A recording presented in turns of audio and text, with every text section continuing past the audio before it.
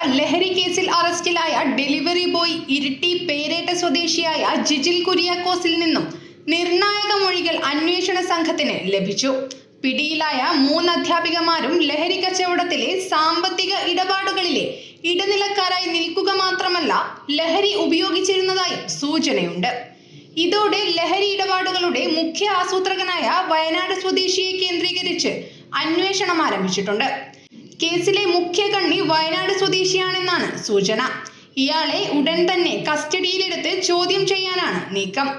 ഇന്നലെ അറസ്റ്റിലായ ജിജിൽ കുര്യാക്കോസിൽ നിന്നാണ് നിർണായക വിവരങ്ങൾ അന്വേഷണ സംഘത്തിന് ലഭിച്ചത്. 1 കോടിയോളം രൂപയുടെ ഇടപാടാണ് ഇയാളുടെ അക്കൗണ്ടിലൂടെ നടന്നിരിക്കുന്നത്. പ്രതികളുടെ ബാങ്ക് വിവരങ്ങൾ കേന്ദ്രീകരിച്ചാണ് അന്വേഷണം. കേസിൽ മറ്റൊരു യുവതി കൂടി നിരീക്ഷണത്തിലുണ്ടെന്നും വിവരമുണ്ട്. അറസ്റ്റിലായ അധ്യാപികമാരുടെ സുഹൃത്തായ യുവതിയാണ് നിരീക്ഷണത്തിനുള്ളത്. ബാംഗ്ലൂരുവിലാണ് നിലവിൽ ഇവർ ഉള്ളത്. വമ്പൻ സ്രാവുകൾക്ക് ലഹരിക്കടത്തുമായി ബന്ധമുണ്ടെന്നാണ് സൂചന. ഇതിനിടെ വടകര MDMA കേസിൽ അധ്യാപികമാരെ കസ്റ്റഡിയിൽ വാങ്ങി ചോദ്യം ചെയ്യാനാണ് SITയുടെ നീക്കം. റിമാൻഡിൽ കഴിയുന്ന കാവ്യ, കീർത്തന എന്നിവരെ കസ്റ്റഡിയിൽ ആവശ്യപ്പെട്ട് സമർപ്പിച്ച അപേക്ഷ ഇന്ന് കോടതി പരിഗണിക്കും. ഇരുവരെയും വിശദമായി ചോദ്യം ചെയ്താൽ കേസിലെ മുഖ്യ കണ്ണികളിലേക്ക് എത്താമെന്നാണ് അന്വേഷണ സംഘത്തിന്റെ പ്രതീക്ഷ. കേസിൽ ഇതുവരെ 5 പേരാണ് അറസ്റ്റിലായത്. ഇന്നലെ അറസ്റ്റിലായ അധ്യാപിക നീഷ്മയെയും ഓൺലൈൻ ഡെലിവറി ബോയ് ജിജിലിനെയും കസ്റ്റഡിയിൽ ആവശ്യപ്പെട്ട് അന്വേഷണ സംഘം അടുത്ത ദിവസം അപേക്ഷ സമർപ്പിക്കും. വടകര NDPS കോടതിയാണ് കസ്റ്റഡി അപേക്ഷ പരിഗണിക്കുക.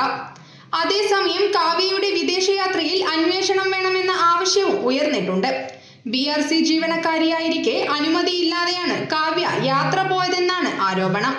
കാവ്യയ്ക്ക് അനധികൃതമായാണ് ലീവ് അനുവദിച്ചതെന്നും പേരാമ്പ്രയിൽ ചേർന്ന് സർവകക്ഷി യോഗത്തിൽ ആവശ്യം ഉയർന്നിരുന്നു. News bureau, Kannur media.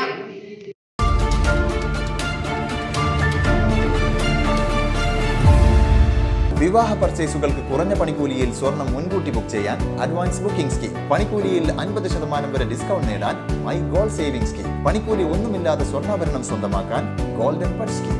എന്നും വിശ്വസ്തയോടെ സ്വർണം സ്വന്തമാക്കാൻ ആരാധന ജ്വല്ലറി, കുവൈത്ത് ആൻഡ് കണ്ണൂർ.